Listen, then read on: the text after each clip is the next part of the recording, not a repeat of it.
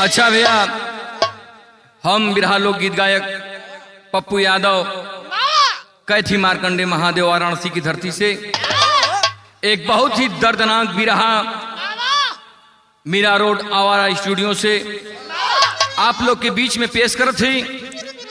हमें आशा ना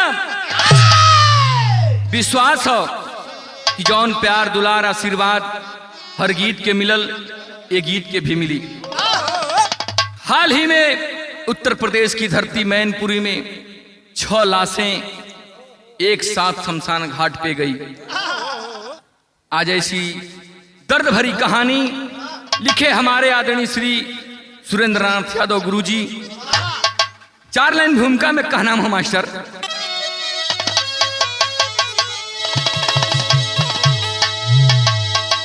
केमिकल युग में कैसी ये फितरत बढ़ी, अन्य में केमिकल जल में है केमिकल,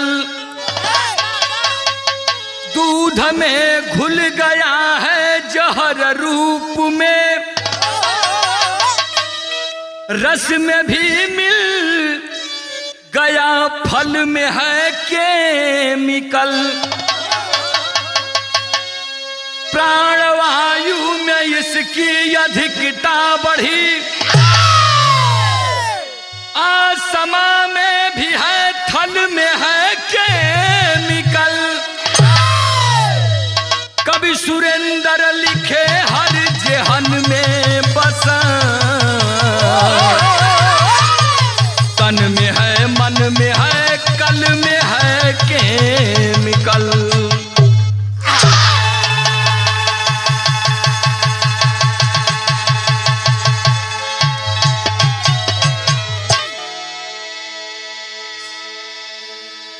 ए बाबू, आज हर इंसान केमिकल खा रहा है। फल में, अन्न में, दूध में, दही में, हर चीज में मिलावट होते। और यह केमिकल खाए के आदमी के दिल दिमाग बदल जाता। मानवता, समाज, घर परिवार, अपनत्व सब कुछ भुला जाते हैं ये बाबू, खाली केमिकल की वजह से। जैसन दूषित केमिकल शरीर में जात है वैसन मानसिकता बनत। एक लाइन यहाँ गजल का अंदाज लगल मास्टर।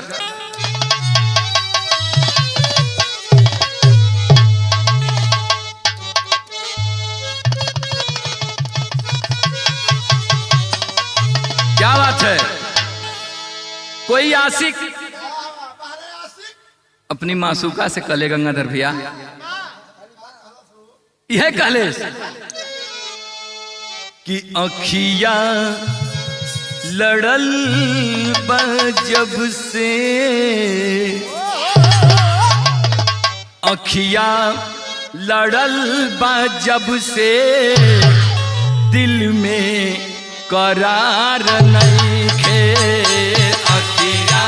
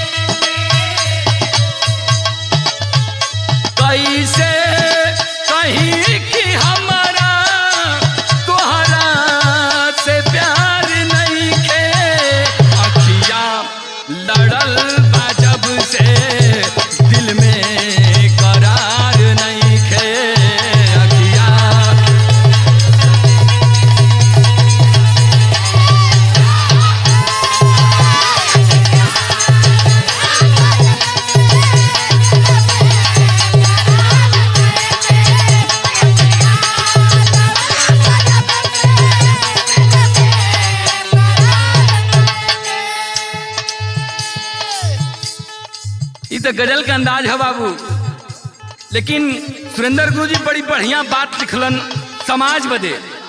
का लिखलन कि अरे पपियन के भार से ही, अरे पपियन के भार से ही धरती धर्म दबल बा। पपियन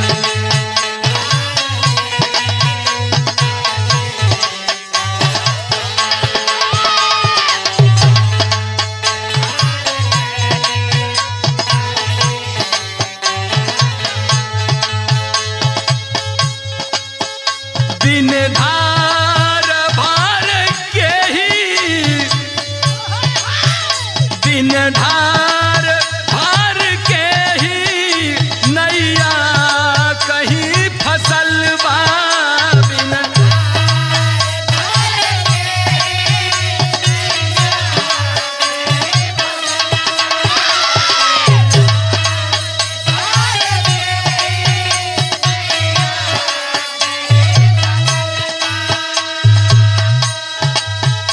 बिन धार भार के ही नैया कहीं फसल बा। पपियन के भार से ही धरती धर्म धसल बा। पपियन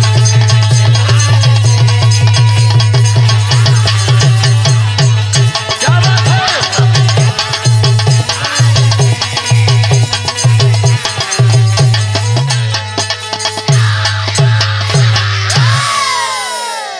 ए बाबू, आज इस धरती पे इतना पाप हो रहा है, इतना अत्याचार हो रहा है कि आज ये धरती पाप का बोझ बर्दाश्त नहीं कर पा रही है बाबू।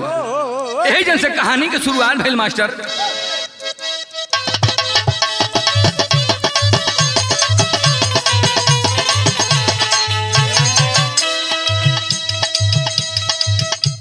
रंग बदलना,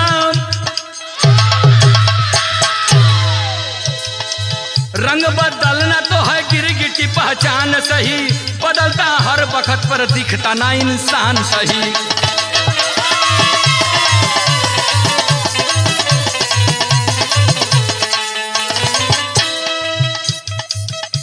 मनुष्य के देह में, मनुष्य के देह में शैतान का बसेरा है। मनुष्य के देह में शैतान का बसेरा है, चमकती आभा के पीछे घना अंधेरा है।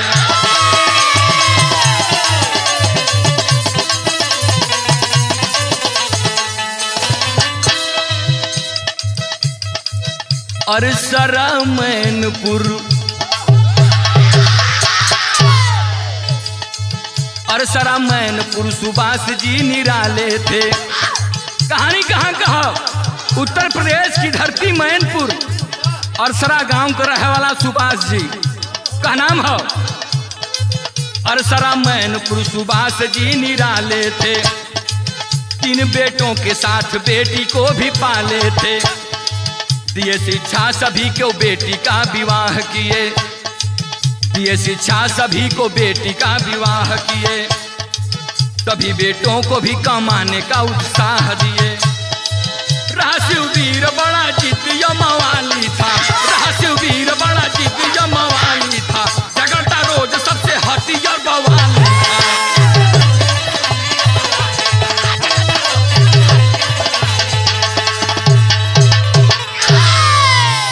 ए बाबू, कहानी के समझ ले।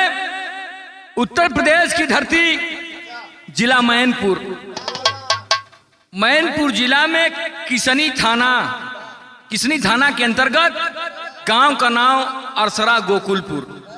वहीं का रहने वाला सुभाष जी बड़ा संपन्न परिवार है। 3 ठे बेटवा हुवन, 1 ठे बिटिया। बड़े बेटे का नाम शिववीर, मझले बेटे का नाम भुल्लन, और जो छोटका बेटा रहा ओकर नाम सोनू। 1 ठे बिटिया है जेकर शादी कर रहन। बिटिया अपने ससुराल में चल गई है। पूरा लड़का अपन कमात धमात हुआ अपने मस्ती में हुवन, अपन परिवार देखत हूँ बाबू। बड़ा संस्कारी परिवार है। लेकिन बतावल जाला कि जहाँ ज्यादा संस्कार रहला वही में कुछ गड़बड़ी हो जाए सुभाष भैया। आज सुभाष जी के जो बड़का लड़का रहन जेकर नाम शिववीर बतावल गल, थोड़ा हटी दिमाग कर रहा, जिद्दी दिमाग कर रहा। आज ओकर शादी तय कैलन, शादी तय कैलन तो गीत बदल गई मास्टर।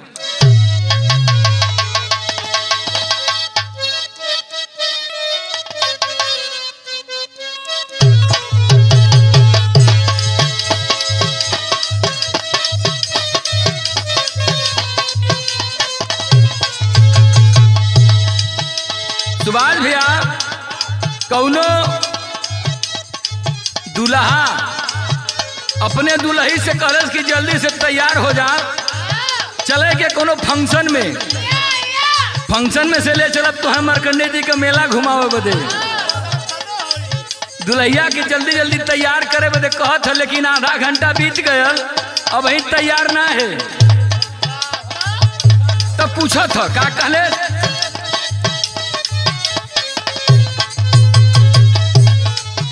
यह कले का कर तारू अबले हमके देखावना,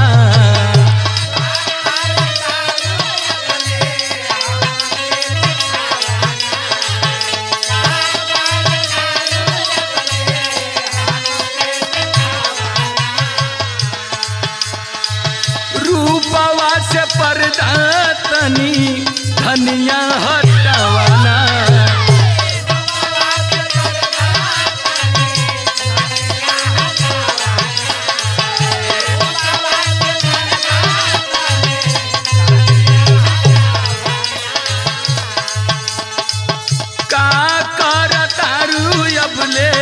हमके देखावना, रूपवा से पर्दा तनी धनिया हटवाना।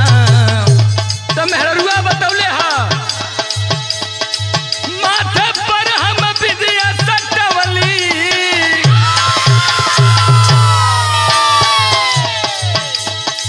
माथे पर हम विद्या सटवली, लहली केस सवारी, बलम जी सरक जाता, सजन जी सरक जाता, कमर से स्टोन वाली साड़ी, बलम जी सरक, क्या बात है।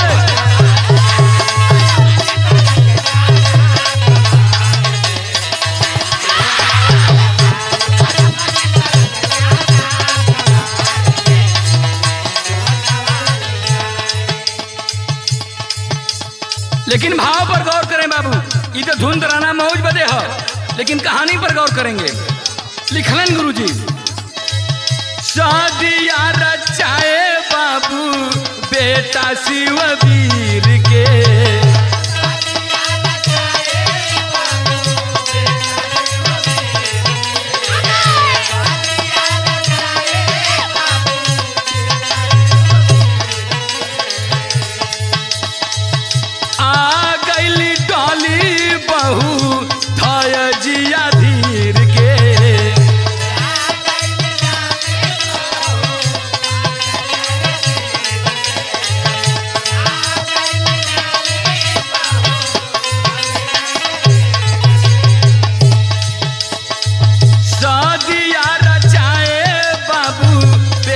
शिववीर के, आ गई डाली बहू धैजिया धीर के,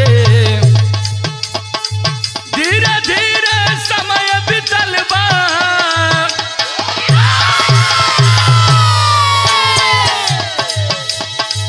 धीरे धीरे समय बीतल बा, बाबू कहे बोलाई कि छोड़ी बेटा, कि छोड़ी दाए बेटा, घूमल करा कुछ कमाई, छोड़ी दाए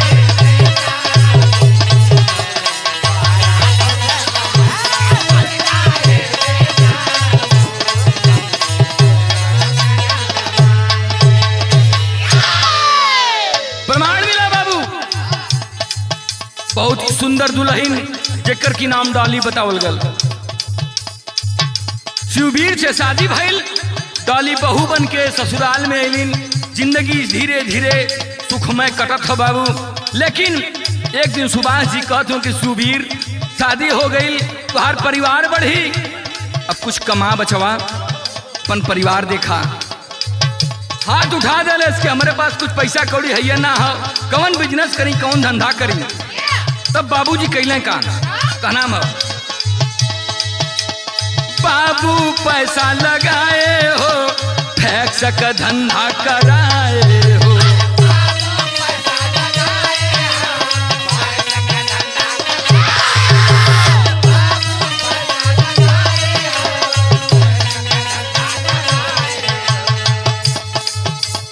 रोड के कगरी जमीन की मकान भी बनवाए हो।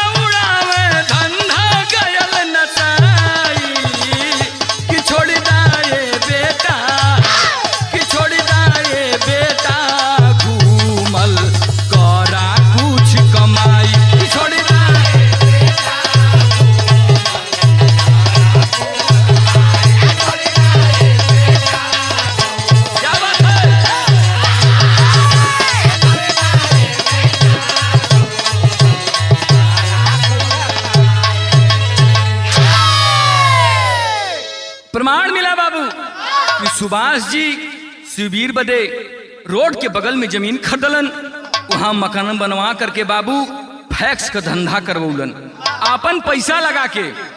लेकिन शिविर जब धंधा शुरू कैले कुछ दिन तो बड़ा मन से कैले, लेकिन ओकरे बाद धीरे धीरे धीरे धीरे पैसा आवे लगल, उड़ावे लगल, मौज मस्ती, कुछ समझ में ना आवे। बाबू का पैसा लगल है, धीरे धीरे बाबूजी प्रमाण मिले कि धंधा बंद हो गया। जब धंधा बंद हो गया, माई बाबू कहले कि बेटा ऐसे कैसे काम चली, तुम्हारी हाल है, दुल्ही आ जाई ले काल परिवार बढ़ी, कैसे खर्चा चली। आज बाबूजी शिविर के कुछ समझ में आवत ना है, लेकिन कैलेश का फिर गीत बदल गई मास्टर। कौनो प्रेमिका अपने प्रेमी के समझावत है, तुहार दबंगई ढेर बढ़ल जाते, सुधर जा, कहले छोड़ दी न जान गुंडा कर दी हो।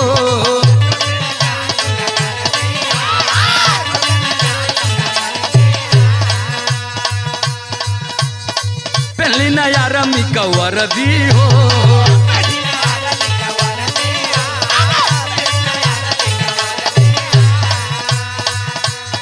छोड़ दी न जान गुंडा कर दी हो, पहली न यार मिकवर दी हो। तब लड़किया बतावत है, हमारा तलागे तोहरा फांसी लिखल बा। तब लड़कवा कहले, हमारा राशि में ये सोना,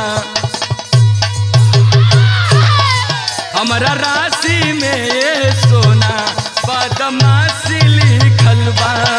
हमारा राशि में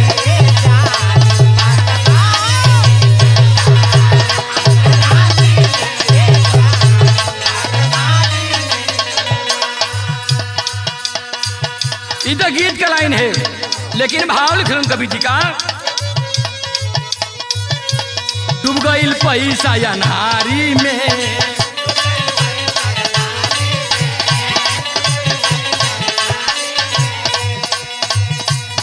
सब ऐसे करे गारी मारी में,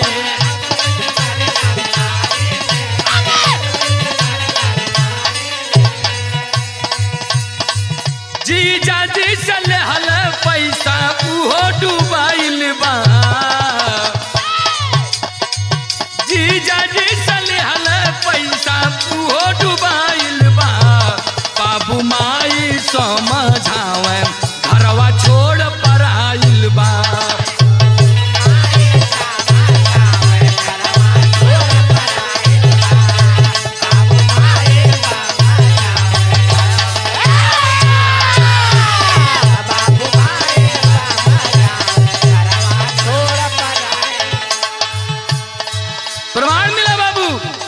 इस समय फ्लैश का धंधा बंद हो गया।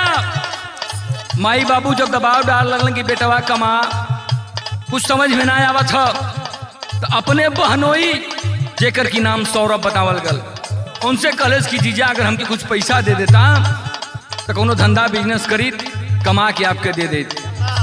बाबूजी बढ़िया रिश्तेदार रहन, सौरभ पैसा दे रहन, धंधा फिर खोल ले, लेकिन फिर भी धंधा ना चल पौले। और जब ना चल पौले एक दिन कैलेश का घर छोड़ के भागल। पतनी सगायल पूना कर खाती नौकरी, पतन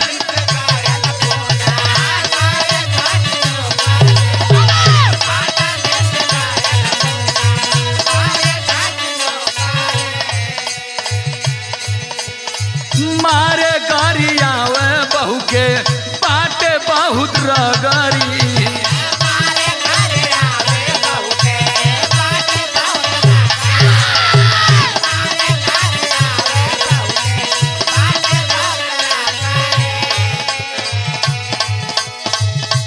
छोड़ के पत्नी गईली नैहर,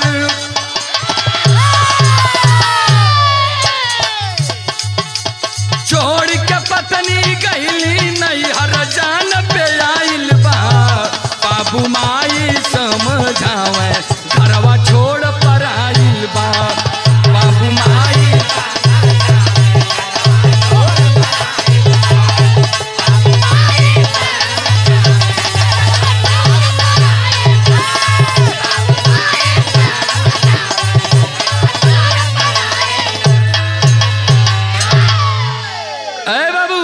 प्रमाण मिला। जिस समय अपने जीजा सौरभ से पैसा लेकर के धंधा फिर शुरू करता है, लेकिन फिर भी धंधा ना चल पौले, खाली अयासी में घूमे में। आज बाबू जब धंधा चौबट हो गल, जब माई बाबू दबाव डाले लगलन, तो अपने पत्नी डॉली के लेके महाराष्ट्र की धरती पूना में गए नौकरी करे बदे। वहां जा करके बाबूजी 2 महीना बितौले, लेकिन 2 महीना में डॉली के इतना दुर्गत कैले कि रोज ओके मारे, रोज गरियावे, अपने मन का काम करे। आखिर बाबूजी एक दिन डॉली उबिया गई। जब उबिया गई तो कॉलेज की सैया अब हम यहाँ ना रह, हमके ले चला घरे। आज बाबूजी दुल्हन वहां से अकेली ही, पूना से अकेली ही चल करके बाबूजी अपने नैहरे चल गई। और जब नैहरे चल गई तो यहाँ अकेले हो गई, परेशान हो गई। जब यार परेशान हो गई, वही बीचे में बाबूजी सुभाष जी अपने छोटके लड़का सोनू का शादी रख दिला। जब सोनू का शादी रख लें तो गीत फिर बदल गई मास्टर।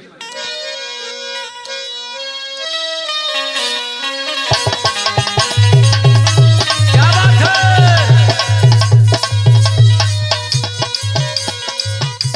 कौनो दुल्ही अपन दर्द बतौले सुभाष भैया। बियाह कह के आई, सुहाग रात बीतल, जब सवेरा भयल सखी कुल फोन कैनी, ए सखी कैसे कैसे बीतल है? अरे हमार जीजा जी ठीक ठाक हुआ न? कहे सखी कुल बड़ा बढ़िया है, तन्नी सा कमजोर हुआ। सखिया पूछली कहाँ से, तो बतावत है का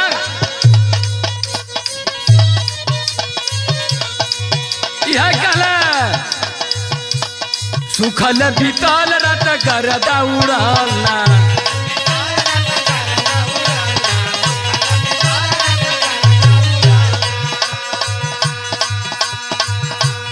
ए सखी मान जोगे मरदा मिलाला।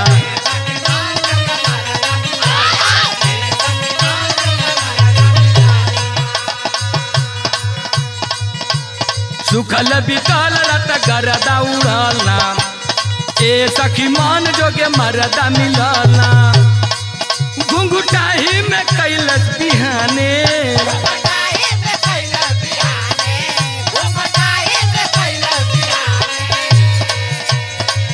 घुंघटाही में कैलस बिहाने। अरे पिया मोर बौरा है रे चुम्मा, ले वहू न जाने रे चुम्मा, ले वहू न जाने। अरे पिया मोर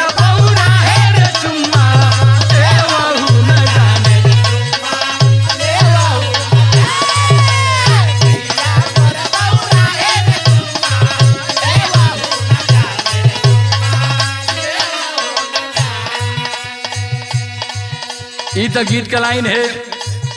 लेकिन भाव लिखलन कवि जी कितना सुंदर।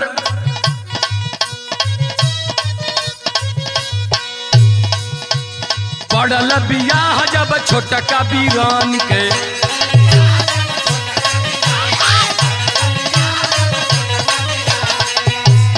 आयल शिव वीर घर रह न मान के,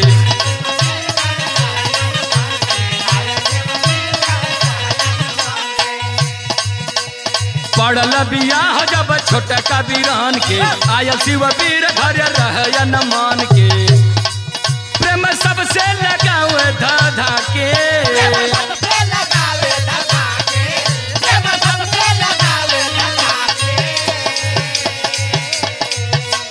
सबसे लगावे धधा के, पैसा खूब लुटावे रे नाचे गानवा बजा के, ओहो गानवा बजा के, गानवा बजा के नाचे गानवा बजा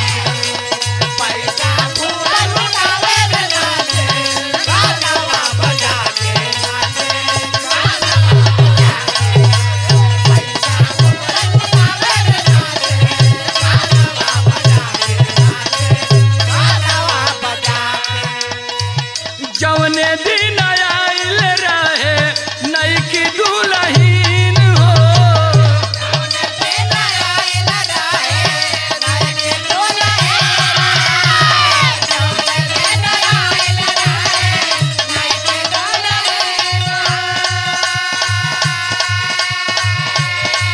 शिव के व्यवहार नहीं पवल के हुचीन हो,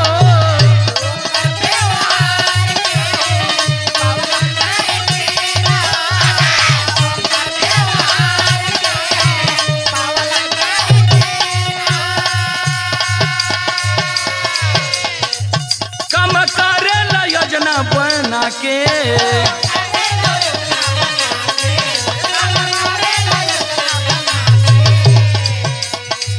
कम करेला योजना बना के, पैसा खूब लुटावर नाचे गानवा बजा के, नाचे गानवा बजा के,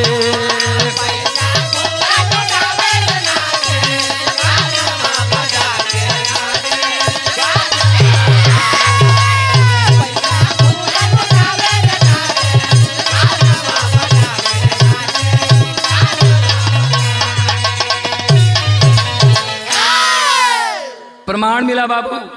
छोटे भाई सोनू की शादी रह गई।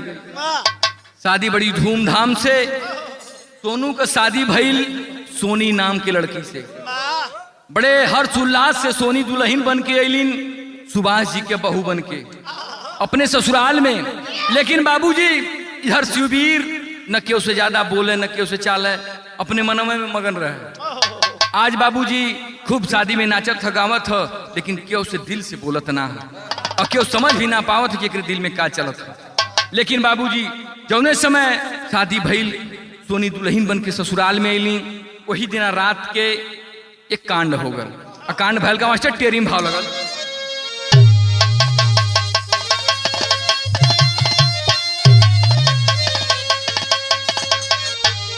अरे मोरे राम उपवन का फूल सूल बन गया, अरे उपवन का फूल सूल हो, उपवन का फूल सूल बन गया, तमाना बना है दाना दया धर्म को भूल, अरे हो भूल, अरे हो भूल।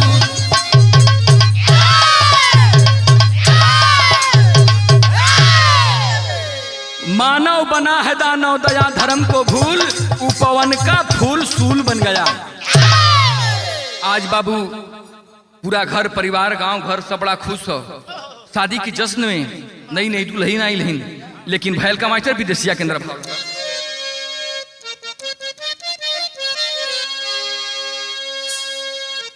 अरे दुअरे पर बजता रहे, अरे डीजे बजानावा हो,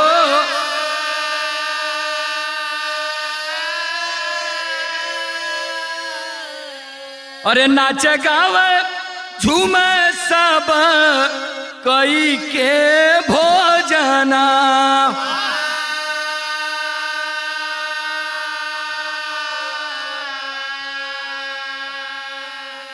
धीरे धीरे बढ़ल जब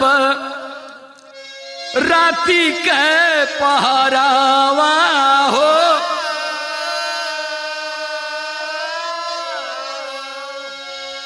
अरे कोल्ड ड्रिंक सबके पियावे बेईमाना।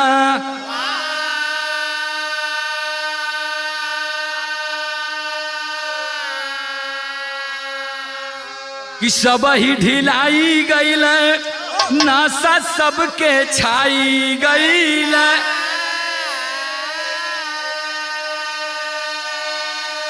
अरे जहां तहां सूते लगल देखी के ठिकाना।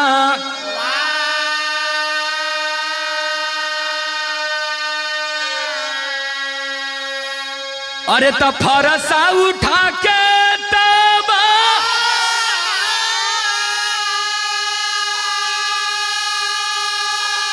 अरे शिव बीरायल छतावा पे,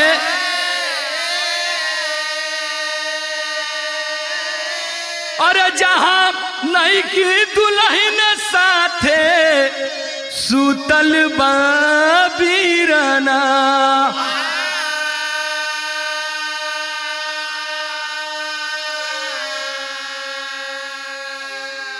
ए बाबू पूरा घर जश्न में मगन है, शादी के में मगन है, डीजे बजत है, सब लोग नाचत है, गावत है, मौज में है। लेकिन शिवबीर के मानसिकता क्यों समझ ना पौले। आज बाबूजी कुछ लोग नाचत गावत हुए, कुछ लोग खात हुए। शिवबीर बाजार से 2-3 लीटर कोल्ड ड्रिंक लेके आया, थम्स अप, वही में ना जाने का मिलौले। अब बारी बारी से सबके पिया दे, और जब सब पियले है सबके ऊपर नशा छावे लगल। बाबूजी जे के जहां ठिकान मिलल जाके अपन सूत गल।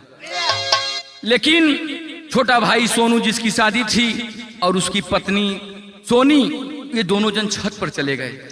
घर का परिवार बाहर नाच गा रहा है, खा पी रहा है, चलो हम लोग छत पर चल के सोते हैं। आप बाबूजी दोनों प्राणी छत पर चढ़ गिलन और छत पर के जाके सुतल हुन, और बाकी लोग सब लोग जगह जगह सुतल हुन। लेकिन जब सब नशे में हो गए, आधी रात जब भइल, तब शिवबीर कैलेश का फरसा के उठौले हैं और लेकर के बाबू छत पर चढ़ल। और जब छत पर चढ़ल तो गीत फिर बदल गई मास्टर।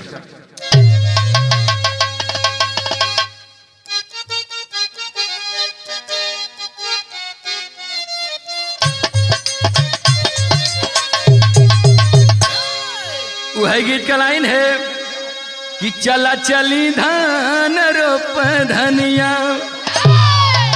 अरे चला चली धान रोप धनिया, अरे मझी में बरसेला पानिया। चला चली धान रोप धनिया,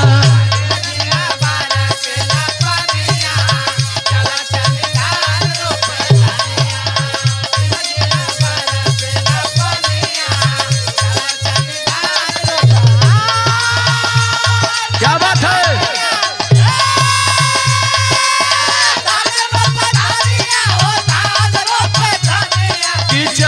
चली धान रोप धनिया, रिम झिम बर।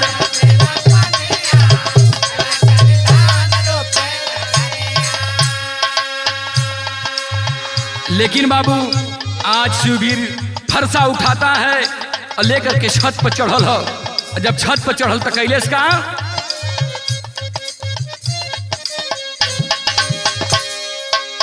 अरे बीरनवा का जान ले लिहल, अरे बीरनवा का जान ले लिहल, अरे फरसा चला के बेईमान हो, बीरनवा का जान ले लिहल।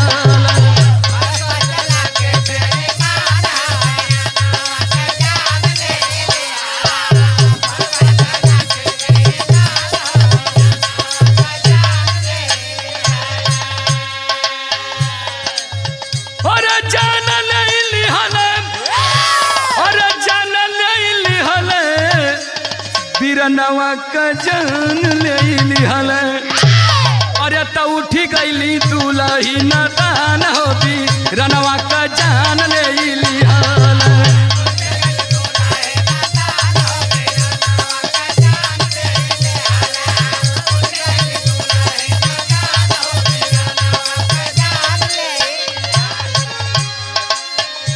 प्रमाण मिला बाबू छत पर चढ़ल है। आज सोनू और सोनी पति पत्नी खाट पर सोए हैं बाबू। सब लोग नींद में हैं और पहुंच के बाबूजी तान के फरसा अपने छोटे भाई सोनू के ऊपर चला देले। आए है बाबूजी, इतना जोरदार वार था, एक ही वार में सर कट जाता है, लेकिन दूसर का फरसा दुल्हिया पर चला देले। लेकिन वार कमजोर रहने की वजह से घायल हो गई बेचारी, लेकिन डर पैदा हो गया, आवाज नहीं निकल रही है, घायल है, आवाज नहीं निकल रही है। लेकिन कहले का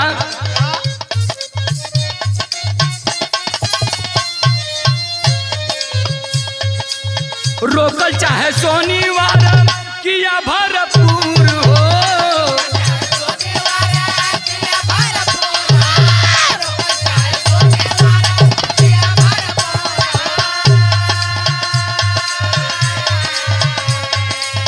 गिरली जमीनिया पे होके मजबूर हो।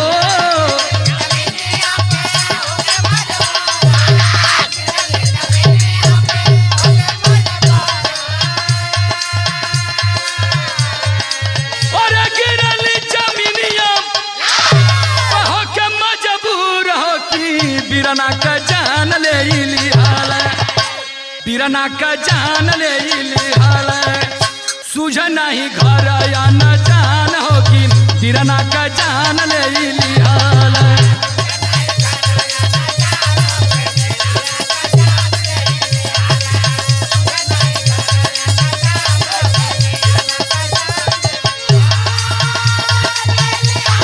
शेर हुआ शेर कि बीरना का जान ले लिहाल।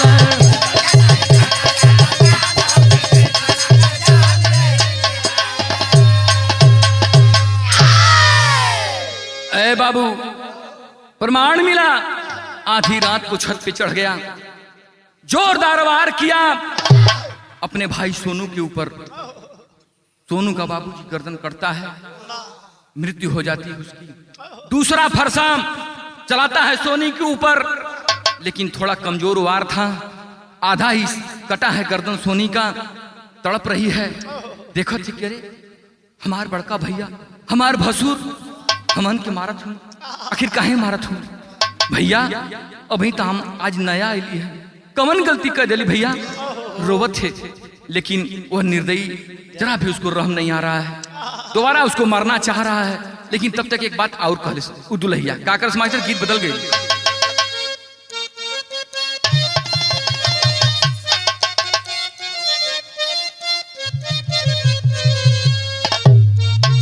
यह कहले है दुल्ही,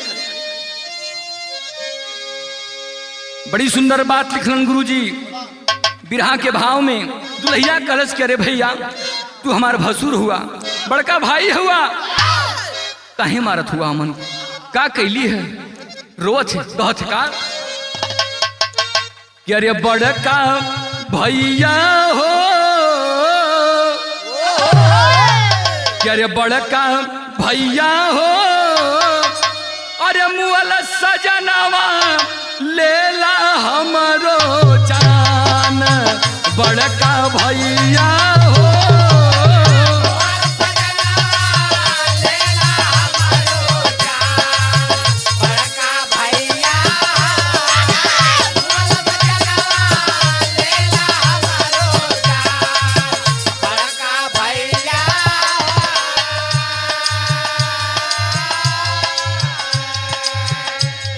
हमार बड़का भसुर हुआ कि हम जानत है, और हमरे घर में के हित ना हम के उसे परिचित ना है, लेकिन आज हमरे सैया के मार दहला तो हम अपनी जान को भीख न मांगब। गले से आवाज नहीं निकल रही है बाबू, साई साई की आवाज निकल रही है, हल्ला भी नहीं कर पा रही है बेचारी। लेकिन कहले हो कि जब हमरे सैया के मार दहला तो हमहू के मार दा, हम अपने जान को भीख न मांगब। कहले भर अखियाना देखली अब ही हम ससुर की ओर भर अखियाना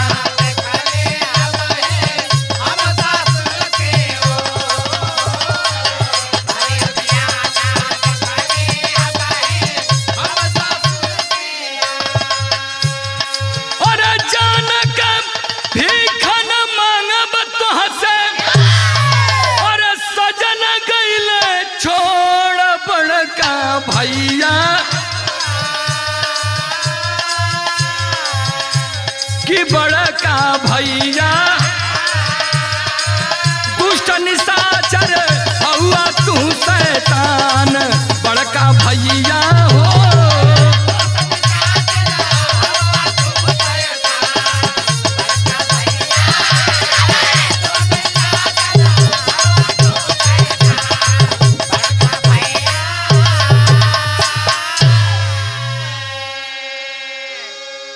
आज बाबू सोनी हल्ला भी नहीं कर पा रही है, आवाज गले से नहीं निकल रही है बाबू, लेकिन कहलेस की हमरे सैया के जब मार देला तो हमहू के मार दा।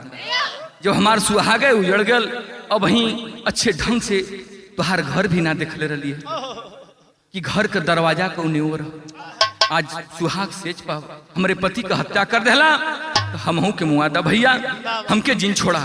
लेकिन बाबूजी वह जैसे उसके सर पे पाप सवार था, आज बाबूजी तुरंत ही दूसरा फरसा चला देता है सोनी के ऊपर। है बाबूजी सोनी भी इस दुनिया को छोड़ करके चली गई। आज पति पत्नी को वहां मार दिया। उसके बाद सीढ़ी से उतरकर बाबूजी आता है ओसारे में, और जब ओसारे में आयल तब पहपट में भाव लगा।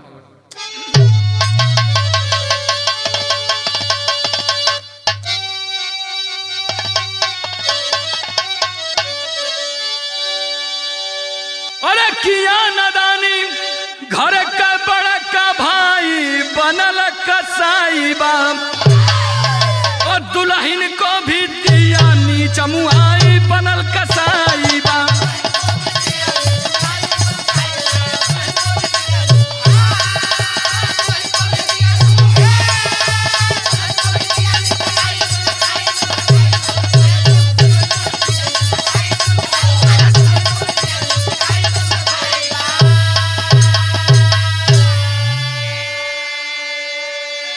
नीचे आकर आंगन में भुल्लन पे वार जमाया हो, बहनोई को मारा पापी जरा तरस ना खाया हो, और दीपक दोस्त पे किया वार जमाई बनल कसाई बा, और दुल्हन डाली के खोजे बौराई बनल कसाई बा।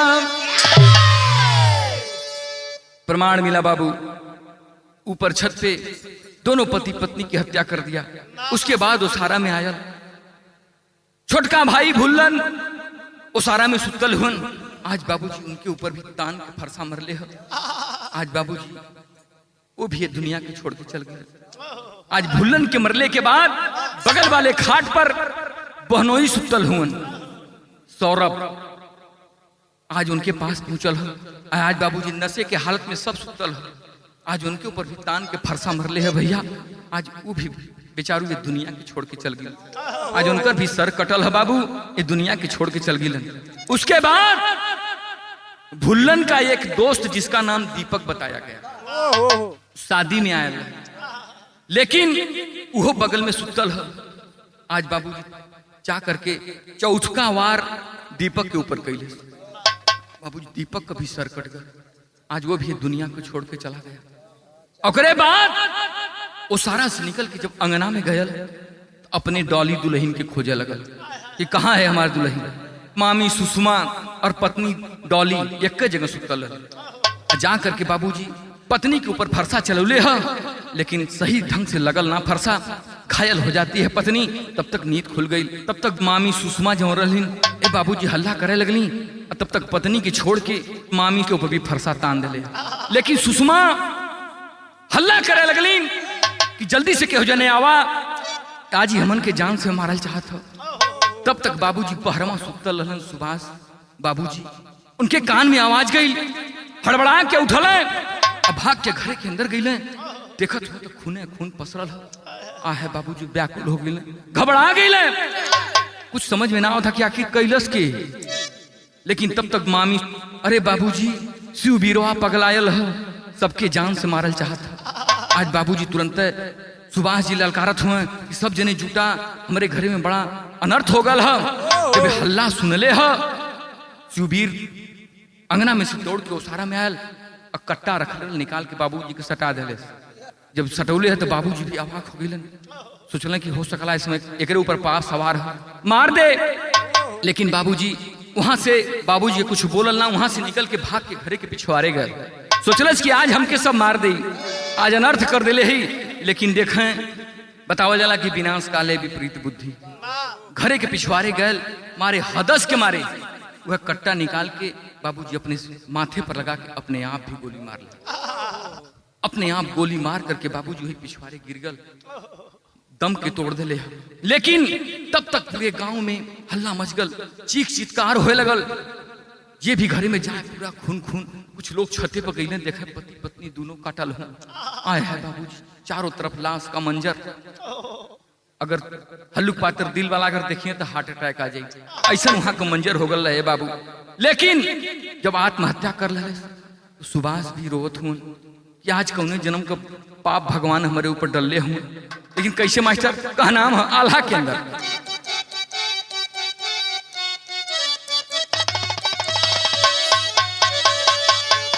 बड़ी सुंदर लाइन लिखलन गुरुजी आल्हा के भाव में।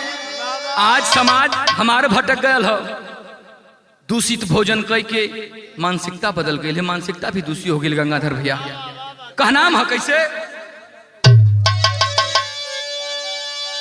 अरे कलयुग के पहरा में केमिकल कलहरा भैया।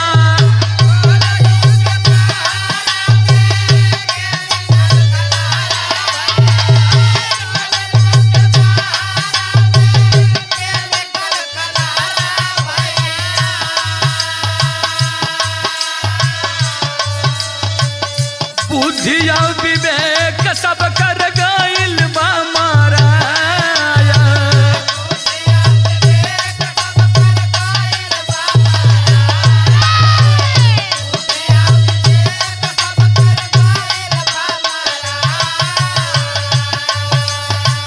बढ़ल बा विद्वेष समान क्रोध गतरी में भैया।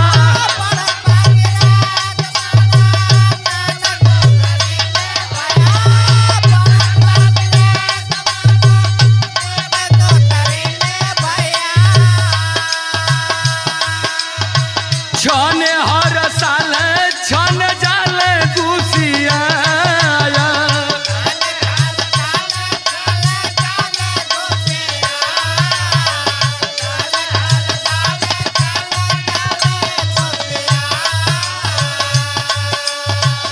आया शिव वीर लेके फरसा वो सरवा बाबू।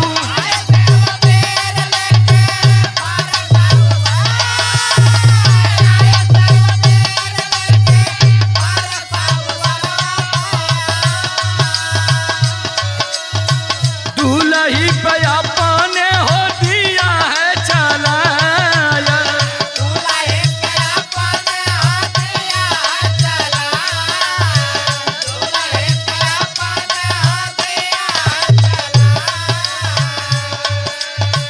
उठ गई मामी स्वर तब मचवली भैया।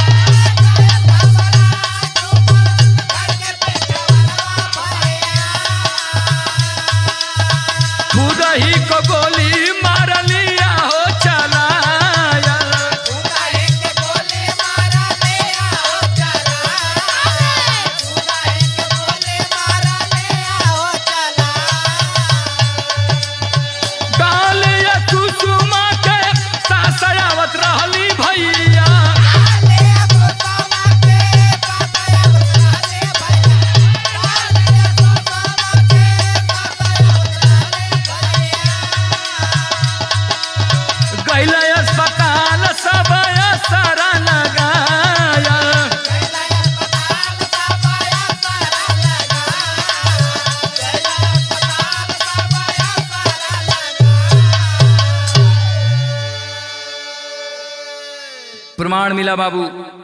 आज 5 हत्या कर दिया। पत्नी और मामी सुषमा दोनों जन को फरसे से घायल कर दिया।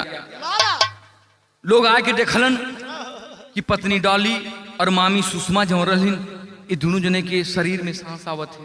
उठा के अस्पताल लेके गईलन, लेकिन बाबूजी अपने जाके पिछवाड़े गोली मार ले। आज वो भी धराशायी हो गया। आज बाबूजी प्रमाण मिला कि एक ही घर से 6 लाश शमशान पे गई। उमन मौके पे मरने वाले पति पत्नी सोनू और सोनी, दूसरा भाई भुल्लन, भुल्लन का दोस्त दीपक और जीजा सौरभ, ये 5 जने उस जगह पे मर गए। 6वां अपने गोली मार के मर गए। लेकिन हर मामी सुषमा और पत्नी डाली घायल रही, अस्पताल में उपचार चलत।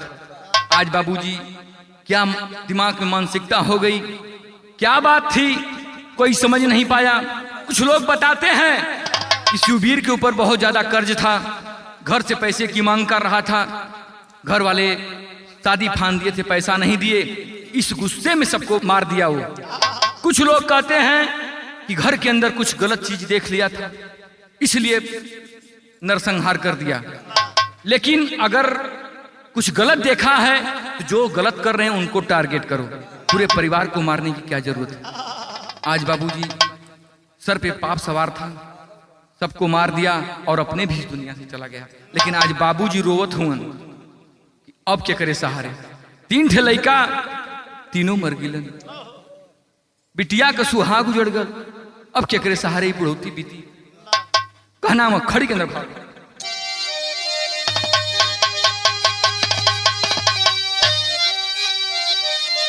और सुख शांति परिवार में नया अनुराग रही है, तो जब ले घरवा में छिपल ऐसा नाग रही है।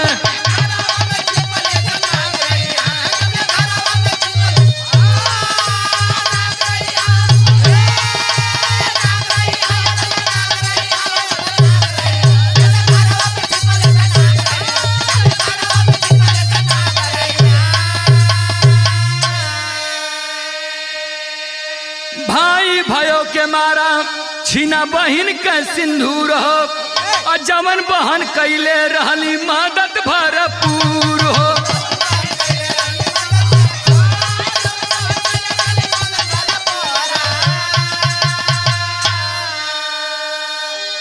अरे तयबना बगिया में भंवरा परा गई है, तो जबले घरवा में ऐसा छिपल ना गई है।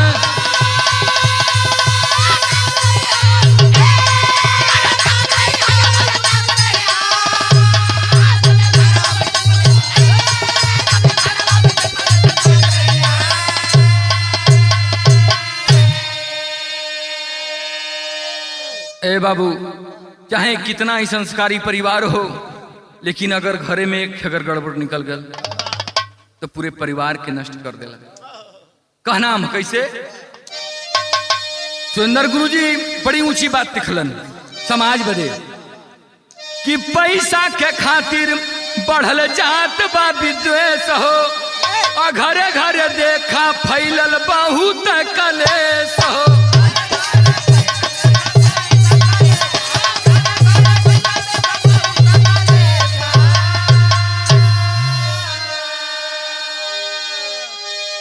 अरे कल्पित हिया में कहीं सुघर नारा गई है, तो जबले घरवा में छिपल ऐसा नाग रही है।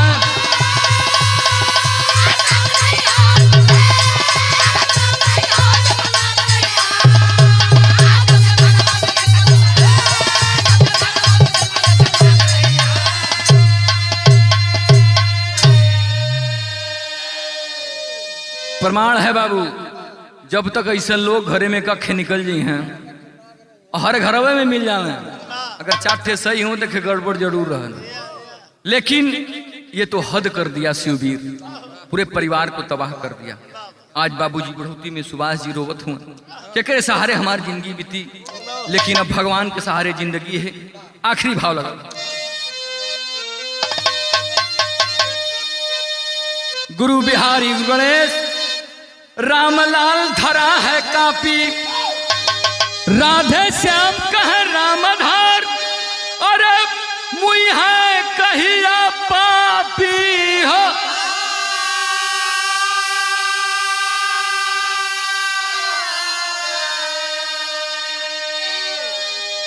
उपवन का फूल सूल बन गया, उपवन का फूल सूल बन गया, पप्पू कवि सुरेंद्र गीत लिखे निर्मूल।